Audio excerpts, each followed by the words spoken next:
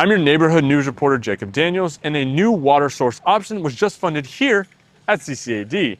The question now, is it worth it for Corpus Christi neighbors? Last week, Governor Greg Abbott announced $26 million in grant funding for military communities across Texas. Corpus Christi Army Depot, or CCAD, was one of them, receiving nearly $1 million to install 4 atmospheric water generators in high-demand production areas.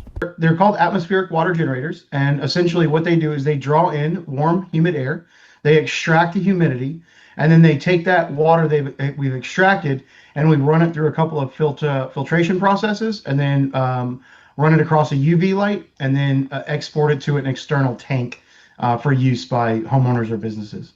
That's Christal, with Aquaria, an Austin-based company that makes these generators. He tells me that while the systems aren't cheap, the math might make sense for Corpus Christi residents facing a potential water emergency. So the idea of, is it cheaper than my really good municipal government subsidized water? No, it's not cheaper than that. It is better water than that, but it's much cheaper than not having any water at home at all. That I can guarantee.